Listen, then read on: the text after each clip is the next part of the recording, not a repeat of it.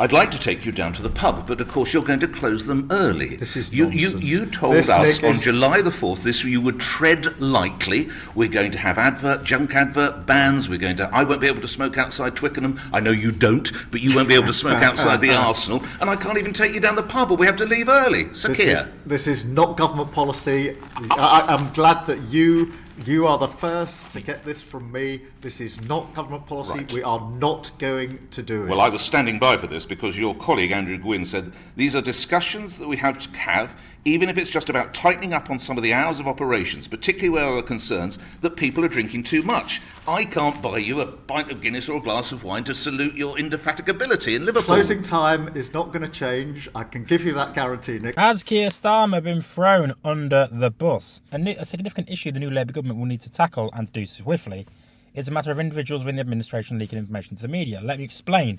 When the Tories were in power, they'd often engaged in what is known as kite flying. This is where they'd leak a story to pro-Tory media to gauge public reaction. An anonymous source would suggest that the government was considering a particular policy. If the public reacted positively, the idea could be formally introduced, and if the public reacted negatively, the government could deny it as an anonymous source and the story would fade away. For Labour, the challenge is different. Discussions that are merely being talked about are being leaked to right-wing media, who then spin them as being in the planning stage, or worse, as official policy. This forces the government into damage control, as we see the Prime Minister Keir Starmer has been doing lately.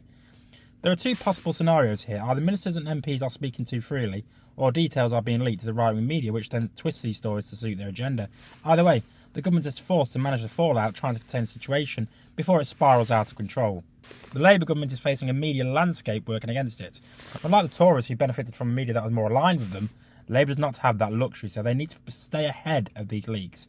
A key solution is to prevent leaks in the first place. As governments often explore various solutions to problems without necessarily implementing any of them, this isn't about transparency, it's about brainstorming and discussing ideas that may never see the light of day. Unfortunately, the right-wing